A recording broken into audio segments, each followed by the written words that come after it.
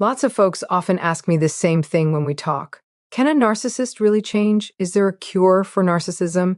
And the truth is, to properly answer that, you have to look deeper than the surface. Bad behavior isn't random. It's not a mistake in how the spirit is built or a necessary flaw in people. Being mean is a choice. When someone picks that path even once, it gets easier and easier to follow. The brain adjusts. The heart grows tough until that bad nature clings like another layer of skin. This is how the dark spiral forms, pulling many down without a way back up. Here is something that needs to be perfectly clear. Painful past events aren't what makes someone a narcissist. And this is exactly where misunderstanding starts. Many people strongly believe, and they are wrong, that every narcissist is secretly a hurt person, that their actions just show the pain they keep hidden, like they have no control over it. And that is exactly what we are going to challenge today. Because if past wounds were the true reason for narcissism, how can we explain that thousands of people who have suffered just as much, or even more, choose a completely different route? Why do some people, rather than turning harmful, grow a bright sense of empathy, a kindness that can fix things, a huge power to love? The answer, again, is about choices, that quiet moment when every person decides what they will do with their suffering. Will they let it become darkness or use it for awareness? Stay with me until the end if you want to know the plain truth. What you will find out today won't just change how you view narcissism, but it will give you the answers no one else dares to tell you about why they act the way they do, and most importantly, what you can do about it.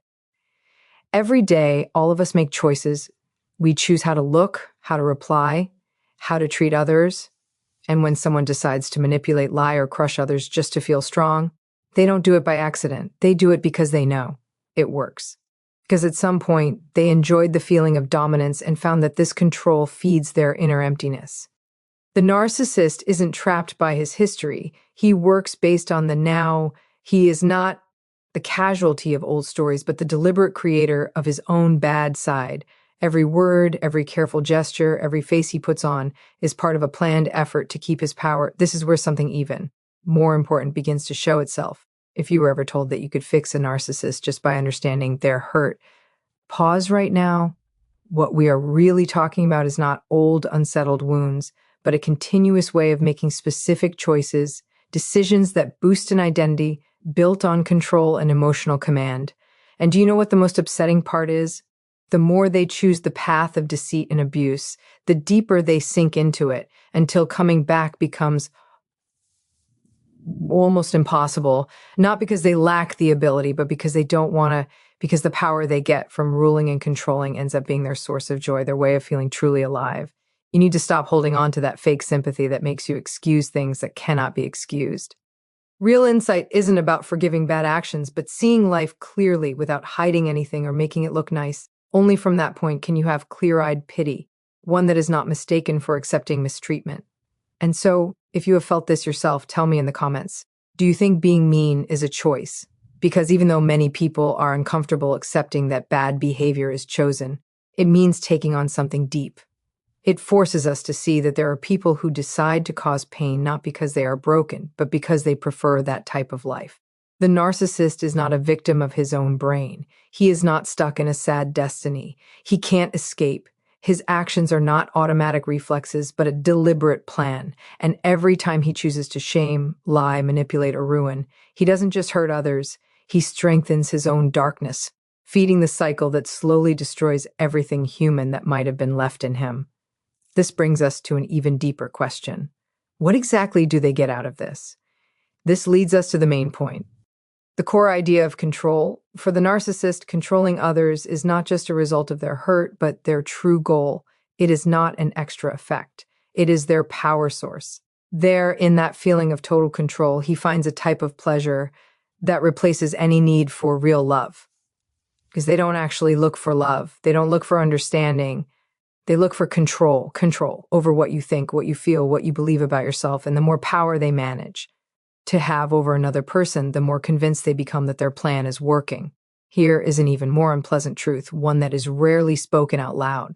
For many years, we were told that past suffering was the start of narcissism, that behind every narcissist was a hurt child, a sad story, pain so strong that it explained and almost excused their actions. However, this is not true.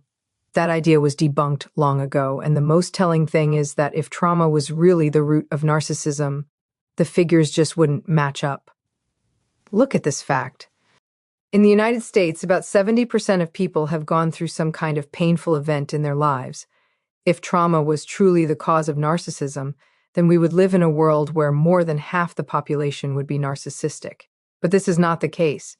Research shows that the number of clinical narcissists is only about 6%, and outside of the numbers, mental health doctors see it daily. There are people who have survived real emotional hells, abuses, losses, betrayals, wounds that should have crushed anyone. Yet they have not chosen the path of cruelty. They have not become cold or tricky. Instead, many of them grow huge empathy, a deep sensitivity to the suffering of others. It is as if instead of using their pain to rule, they turn it into a force to understand and support. Then the necessary question comes up, why are there still people who insist on excusing narcissism by bringing up past pain? Perhaps because accepting the truth is uncomfortable, because admitting that someone can knowingly choose to cause harm, that they can enjoy the suffering of others, that they intentionally manipulate, forces us to face a reality that is hard to swallow. Not everything that comes from pain deserves to be understood. There are actions that can only be judged by moral responsibility, not by thoughtless sympathy. This is vital to grasp because narcissists don't hurt others just out of sudden feeling or carelessness. They do it with a goal, the emotional destruction of those around them. And here we get to the most upsetting part of all.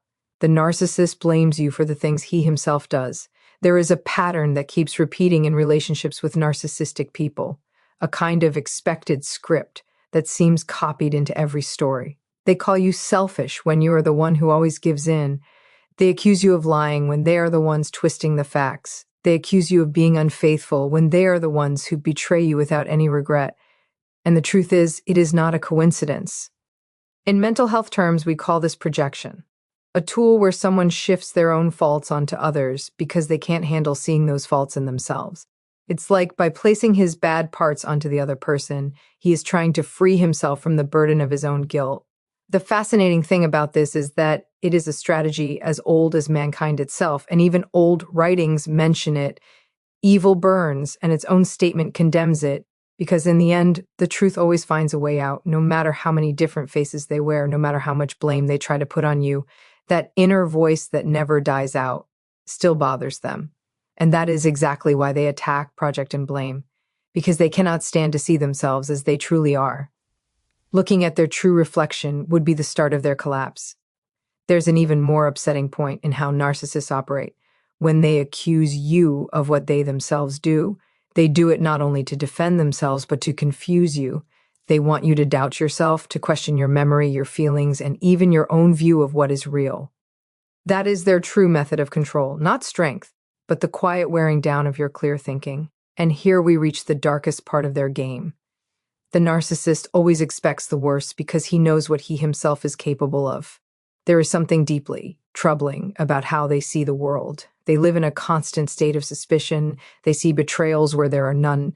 They misunderstand harmless actions, assuming hidden reasons even for the most sincere affection. And they do this because deep down, they are seeing their own hidden side. Someone who steals always fears being stolen from. A person who lies never believes what others say. Someone who betrays lives in fear of being betrayed back. Likewise, the narcissist, who has built his life on trickery, deception, and abuse, cannot imagine that genuine people exist. For him, being real is not a possibility, it is a threat. And no, it's not that he's a victim of his own brain. He knows exactly what he is doing, but since he cannot bear the reflection of his own actions, he shifts what he carries inside onto others. Thus, he turns his guilt into suspicion, his shame into attack, and his fear into control. Some studies have tried to find answers in biology. They have looked at genetics and brain function, trying to understand what happens in people who lack empathy or the need for connection. Brain science has noticed certain differences in parts of the brain involved in managing emotions and the ability to link with the pain of others. But it is important to understand this well. These differences are not a biological life sentence, but rather the result of mental habits and choices that, repeated over time, shape the brain. Their physical makeup might make them more likely to behave this way, but it never forces them to. And does this research really matter? The truth is, it doesn't, no matter what they call it or how many reports try to excuse their actions, one thing stays the same. These people do not change in narcissistic personality disorder. Real change is extremely difficult, not because it is physically impossible, but because it involves tearing down their defensive identity, something that causes unbearable mental pain. That is why most of them do not look to change, not because they lack the ability, but because they lack the drive or true awareness of the harm they cause. In the clinic, we talk about a deep resistance to change, not a total impossibility. And it is exactly that fear of looking at themselves that condemns them to live apart from themselves. That's why they keep choosing the same path over and over. That is why power is more appealing to him than truth. And that is why, although the world moves forward with scientific explanations, the human root of narcissism remains the same, a conscious choice to stay in the dark, even when the light is right there. And this is where so many people make the biggest mistake of all, believing that with enough love, patience, or understanding, the narcissist can change. But it doesn't work that way. In these cases, therapy rarely leads to real change and sometimes ends up being used by them as another chance for manipulation because the narcissist learns fast. He learns the language of empathy without actually feeling it. He accepts his mistakes only to turn them into excuses. And he develops a great skill for faking emotions, saying the right things, and seeming caring while quietly getting better at his manipulation. It is as if the therapy room, which should be used to heal, becomes a mirror that he only uses to polish his act. And you might be asking yourself then, if they don't change, what should I do? Here we get to the hardest part, but also the most freeing one. Hoping that a narcissist will suddenly change is one of the most risky pitfalls you can find, because we are not talking about a lost soul who just needs love to get better. We are talking about someone who turns on and off their cruelty as it suits them. If it were a mental illness, a break from reality, or a disorder that stopped them from understanding their actions, we could talk about something else. But this is not the case. There is no lost touch with reality here. On the contrary, the narcissist knows exactly what he does. He plans, chooses, and decides, and this is perhaps the most upsetting fact of all. The narcissist lives believing he is better, special, different. He does not share the same emotional world as others. He moves within a fantasy, a kind of mental stage where he is always the main star, the brightest, the smartest, the strongest, and others are nothing more than background figures, pieces that come and go in his story based on the needs of the script he created. At first, the victim plays a starring role. She is idealized, placed on a high stand. The narcissist looks at her with an admiration that seems deep, intense, almost magical. But don't be fooled. He doesn't love you for who you are, but for the part you play in his fantasy. You are the mirror that reflects his greatness, until you accidentally make the biggest mistake in his eyes, being human, showing independence, expressing a real emotion, having a reaction that doesn't fit the script he wrote for you. And it is right there at that moment that the fantasy breaks. The narcissist stops seeing you as the perfect figure that fed him and begins to see you as you are, an ordinary, flawed, real human. And for him, being human is not a good trait, it is a danger. Then the cold, calculated, silent pushing away begins. The very high spot where he put you now turns into the deep hole he shoves you into. Because for the narcissist, when you stop reflecting their greatness, you also stop existing. But the most upsetting thing is that this shift is rarely quick. Many narcissists, especially the hidden ones, wait, watch, and plan. They can keep up an act for years, even decades, pretending kindness, understanding, or devotion, while inside they are only waiting for the exact time to strike. Like the fallen angel mentioned in old stories, their power is in charm and deception. They know how to wrap you up, how to make you think everything is real, how to spread confusion and dependence. And when they realize they have you completely under their control, that's when they show their true face. Of course, faced with something like this, you wonder, what can I do? This is where one of the most dangerous attachments happens, the savior syndrome. That subtle trap of misdirected sympathy that makes you believe that with enough love, patience, or understanding, you will be able to rescue that person, that if you can find the root of his deepest hurt, If you prove he is worthy of love, if you stand strong in your light, then the narcissist will change. But this is one of the cruelest traps there is, because the effort is not right, it is not honorable, and it is not worth sacrificing yourself for someone who only gives evil back. There is no glory in wearing yourself out for someone who sees life as a power game, where there are only two options: win or lose, because while you are trying to save him, he is only figuring out how to better control you without caring about the damage he causes. The real issue is that they are not looking for love. What they are looking for is advantage, power, a spot from which to keep controlling and tricking those around them. And now tell me, how many times have you believed that if you just gave a little more, that person would eventually change? Watch out, that's where love becomes a snare.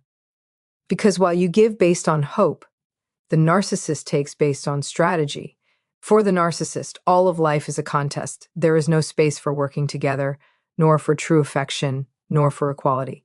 Everything is measured by who rules whom, who is in charge, who manages to win in the end. It doesn't matter if it's love, friendship, or even family. In their mind, every bond is a board game where the other person can only be a helpful piece as long as they obey, and easily thrown away when they are no longer useful. And the most painful thing is that behind that constant need to win, there is no strength, but emptiness. Because when someone turns every relationship into a power struggle, what they truly fear is not losing the other person, but losing control over themselves. And this is where we get to even deeper territory. The most upsetting thing is realizing that this way of acting is a choice kept up over time. They choose badness over compassion. The only true escape they are willing to take. If we look further, if we pause to observe their behavior from a more serious viewpoint, we discover something truly revealing. Narcissism is not only a personality disorder, it is also the living mirror of the 7 main faults taken to their highest degree. Thus, the real nature of their badness is shown.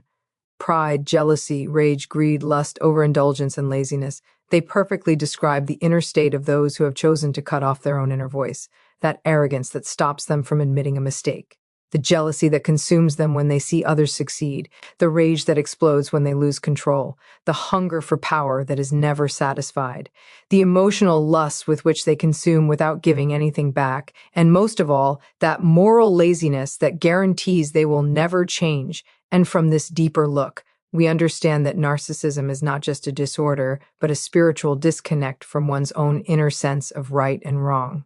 The most upsetting thing about all this is that the narcissist doesn't just show these faults. He excuses them, makes them part of his identity, sees them as normal, and even shows them off proudly. And while doing so, he pulls those around him into their own darkness, also twisting their way of loving and trusting. It is worth remembering that they choose to be like that. They don't act on sudden feeling. They act with purpose. They know exactly who to use, how to do it, and when. They choose those who love them because that is where power is strongest. And then the big question comes up, the one that people ask themselves so much when they finally manage to get away from his influence. Will he be a better person with his next partner? This is the question that most troubles those who have been tossed aside by a narcissist, that question that sticks in the mind and stops you from sleeping. What if he truly changes for his new partner? What if he finally gives her everything he couldn't give me? It is one of the most painful traps a victim can fall into.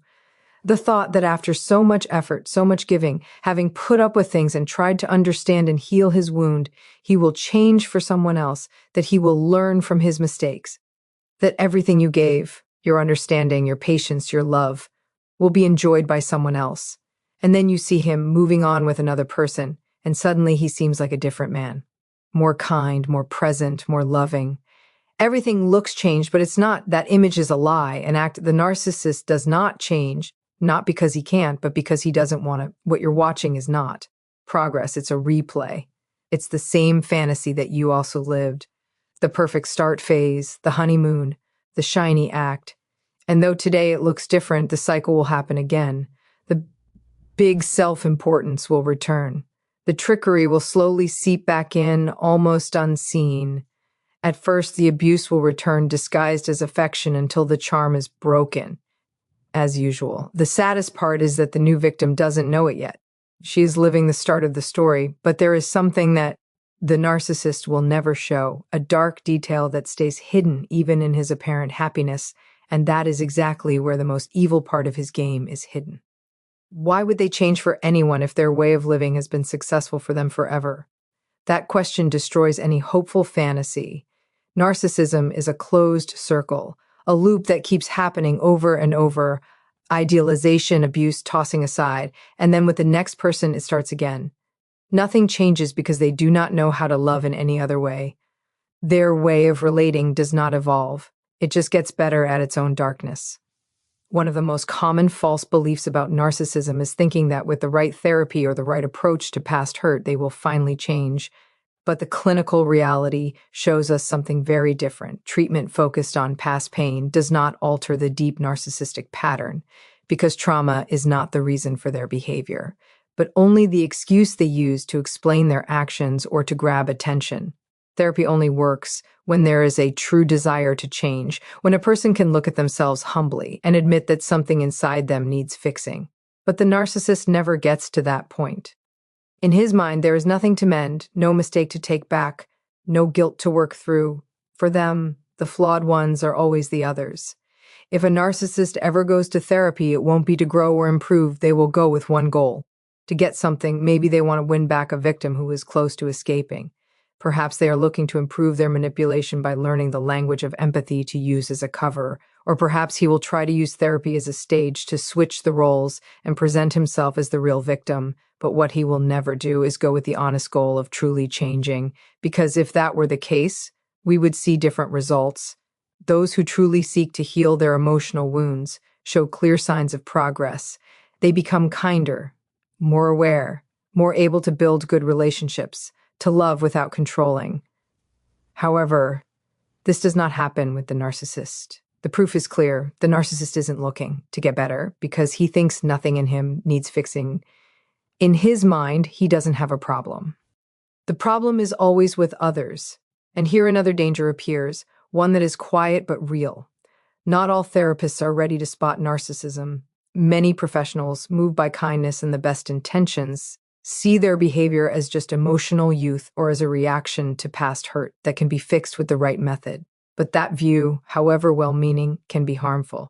Because while the therapist tries to heal the supposedly hurt child, the narcissist studies, adjusts, tricks, and even turns the therapy room into a new stage for his power games. There is a crucial point that many miss, and that is why these people manage to keep hurting those who cross their path without anyone stopping them. While the world searches for reasons, they keep acting. It doesn't matter how many science reports are published or how many ideas try to find a physical or mental cause for their behavior. The truth has always been right in front of us. Narcissistic behavior is not born of pain, but of a repeated choice to dominate, manipulate, and control. And that choice, kept up over time, ends up becoming what we all call evil. And what is truly important is not finding the exact reason, but learning to spot it in time, not to excuse it, not to find reasons for it, but to protect yourself before the damage is so deep that it makes you forget who you are.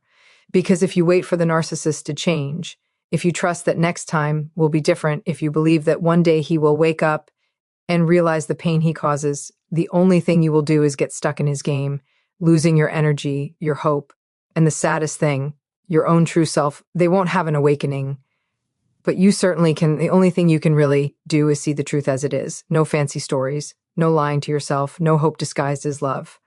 And from there, make decisions that protect your well-being, because even if it hurts to admit it, no one else will do it for you. And here comes the question that many avoid.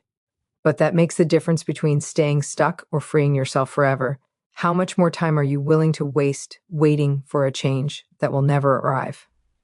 Because truth, though hard, has a deeply freeing power.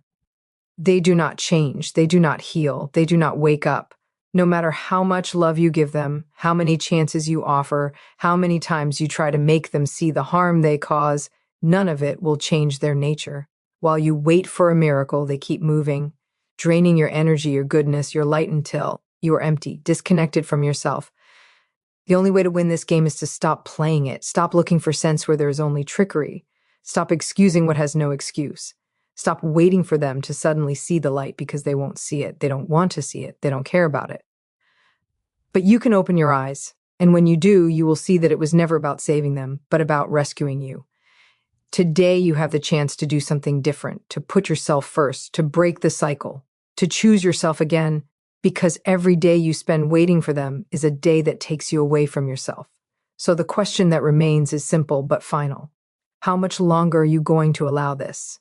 Because in the end, freedom is not about changing the other person, but about choosing oneself again, remembering that true strength is born when we stop looking outside for what can only grow inside. Remember, darkness does not disappear when you fight it, but when you choose to walk toward the light. And I want you to tell me in the comments, what was the final thing that made you open your eyes?